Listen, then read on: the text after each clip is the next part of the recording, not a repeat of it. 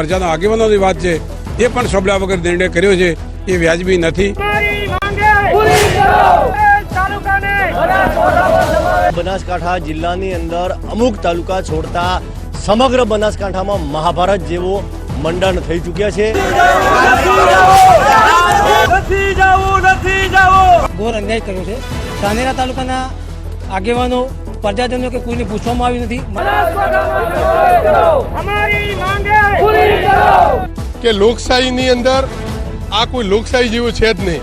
જો ધારાસભ્ય કક્ષાના માણસોને ઇન્ટરવ્યુ એમને પૂછવામાં ના આવ્યું હોય, તાલુકા પંચાયત જિલ્લા પંચાયત કે કોઈને પૂછવામાં ના આવ્યું હોય તો આ લોકશાહી જેવું છે જ નહીં।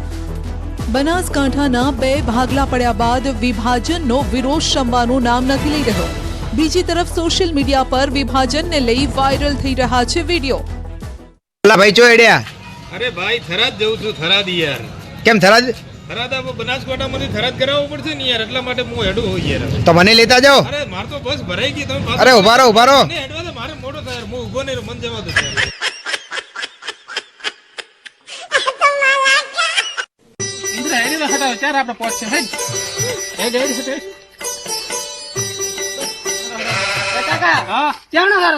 હવે આપડે ઓલા નવો થરાદ જિલ્લો નથી બન્યો, ત્યાં ડોક્યુમેન્ટ બધા કાગળિયા લઈ અને જિલ્લો હવે બનાસકાંઠા હું બધો થરાદ બદલે કરવા દોરો છું। તો મારે કાગળિયા મુઈ લેતા લઈ લે, પાસબુક ને આધાર કાર્ડ ને રેશન કાર્ડ ને બધું લઈ લે।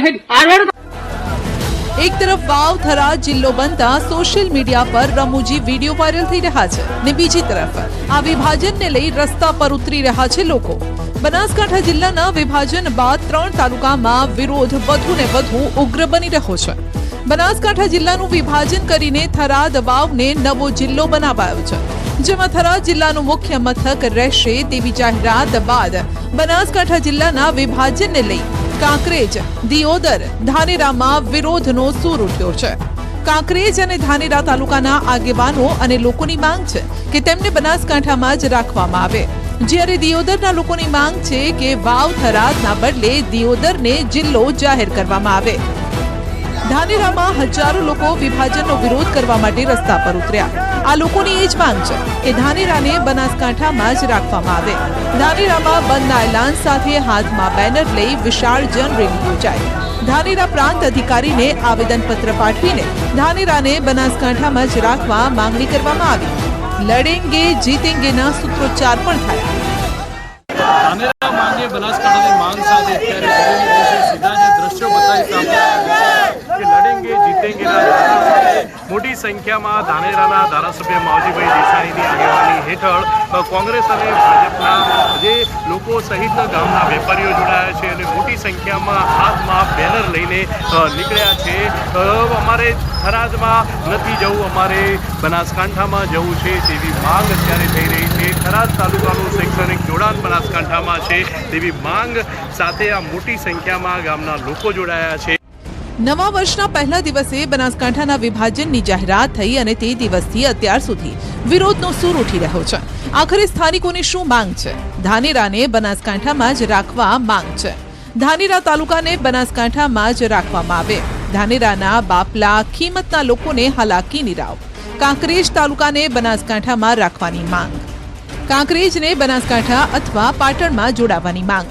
વાવ થરાદમાં ઓગળદેવને અણદેખા કર્યાનો આક્ષેપ। દિયોદરને ઓગળ જિલ્લો જાહેર કરવાની માંગ। ધાનેરાના સ્થાનિકોના મતે બનાસકાંઠામાં જ રહેવું છે, કારણ કે મુખ્ય મથક પાલનપુર નજીક પડે છે। કે વર્ષોથી પાણી માટે પણ આ તાલુકાને અન્યાય કરવામાં આવ્યો છે। આજે છેલ્લો 1 વર્ષ બાકી રહ્યું તો થરાદમાં નોખવામાં આવ્યો। એ લોકો હમણાં એમ કહે છે કે અમે કચેરીઓ બનાવશું। અરે અમારા છોકરા ગોધીનગર ભણે છે, અમારા રૂપ ધંધા હોય અમદાવાદ, પાલનપુર જે વેપારીઓ ત્યાં ખરીદી કરવા જવાના છે એ રાત્રે રિટર્ન આવતા હોય ને ત્યારે અમને રાજસ્થાનનું પણ સાધન લઈ આવે। કોઈ થરાદથી કોઈ સાધન મૂકવા નહીં આવે અહીંયા આગળ। જાણ્યા વગર પ્રજાની સુખાકારીને સગવડતા જાણ્યા વગર ગમે તેઓ પ્રજાને ધકેલી દે તો આજે એવું જ ધાનેરા માટે બન્યું છે। ધાનેરા તાલુકાનો વર્ષોનો વ્યવહાર એ પાલનપુર સાથે રહ્યો છે. અમારી શૈક્ષણિક સંસ્થાઓ હોય, અમારા સામાજિક ભવનો હોય, અમારા તાણાવાણા, અમારા વેપાર હોય તો એ પાલનપુર અને ડીસા અને અમદાવાદ અને બોમ્બે સાથે જોડાયેલા છે. અમારા ધાનેરા તાલુકાના 85% લોકોએ તો થરાદ જોયું પણ નથી. આજે મારે થરાદમાં કોઈ રાજકીય રીતે કે સામાજિક રીતે કે સરકારી કચેરીમાં જવાનું હોય તો મારે ક્યાં જઈને ઊભા રહેવું? એક પાનના ગલ્લાવાળો પણ ત્યાં મને ઓળખતો નથી. જે ધાનેરાનું અમારું છેવાડાનું ગામ રહ્યું એમને થરાદ જવા માટે 100 કિલોમીટર અંતર લાગે છે. જ્યારે પાલનપુરની અંદર ગમે તે છેવાડાનું ગામડું હોય તો 70-75ની અંદર આવી જાય છે. અને ટ્રાન્સપોર્ટેશનની પણ સુવિધા નથી. શૈક્ષણિક સંસ્થાઓ, અમારી દરેક સમાજની શૈક્ષણિક સંસ્થાઓ આજે પાલનપુરમાં બનેલી છે. થરાદની અંદર નવા જઈએ તો તમે શૈક્ષણિક સંસ્થાઓ ક્યાંથી બનાવી શકીએ? કયો લોકો એટલો ખર્ચો કરી શકશે?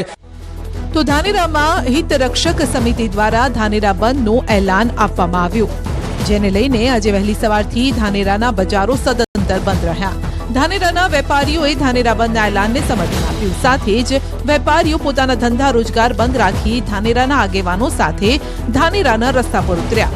રેલી સ્વરૂપે હજારો લોકો ઉમટી અને ધાનેરા મામલતદાર કચેરી ખાતે પહોંચ્યા. મામલતદારને આવેદનપત્ર પાઠવી ધાનેરાને બનાસકાંઠામાં રાખવા માંગ કરાઈ અને જો માંગ નહીં સ્વીકારાય તો આગામી દિવસોમાં ઉગ્ર આંદોલનની ચીમકી ઉચ્ચારાઈ. ધારાસભ્યો પણ આ વિભાજનથી ખુશ નથી. વિરોધમાં લોકોના સૂર સાથે તેઓ પણ સૂર પુરાવી રહ્યા છે.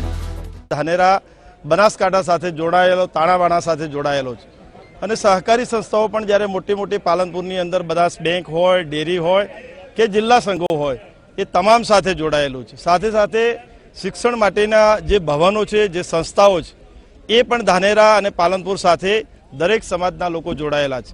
આ માટે કરીને આજે હિત રક્ષક સમિતિ દ્વારા જે બંધનું એલાન આપવામાં આવ્યું એ સંપૂર્ણપણે ધાનેરા બંધ રહ્યું છે અને ખૂબ મોટી રેલીના સ્વરૂપે આજે અહીં પ્રાંત કચેરી ખાતે આવીને આવેદનપત્ર પણ આપ્યું છે. ધાનેરા તાલુકાની જે પ્રજા છે એ ગામડામાંથી હાલ હું આવું છું.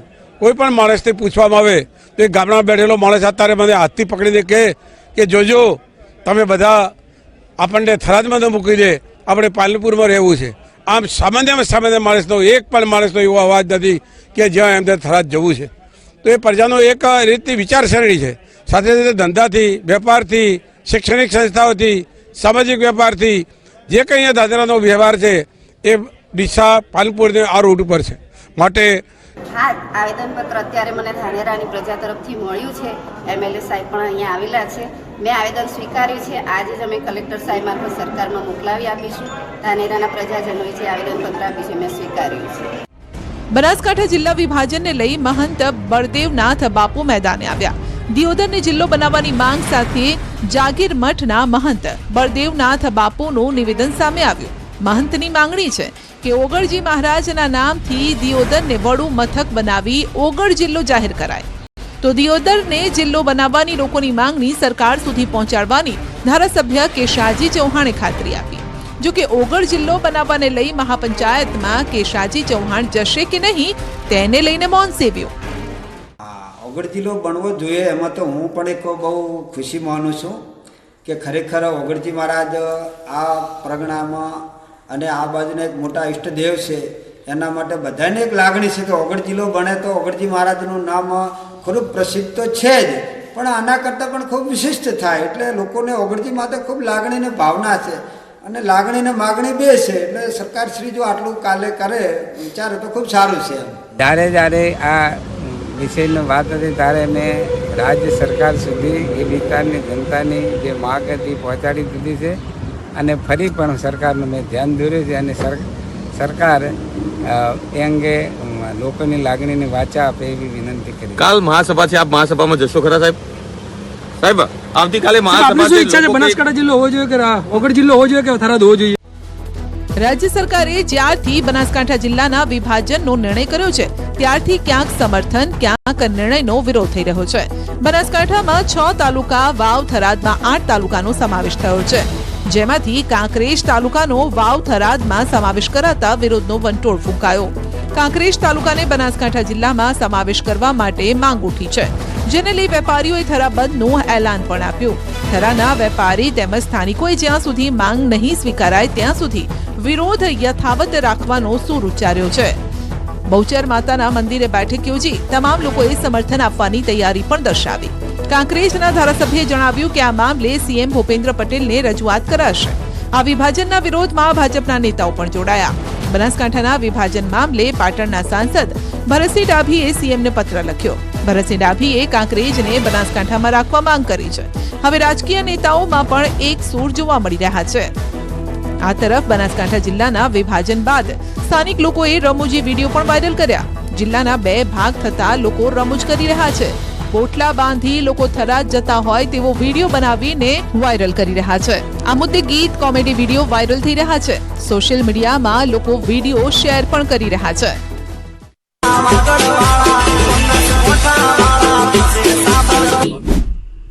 બંચમ કર્યું ભાઈ, તમે થોડા કોકરેજ બનાસકાંઠામાં જો, આ તો બધા અમારા માટે ગીત, તમારો હક નથી ભાઈ કોઈ. હવે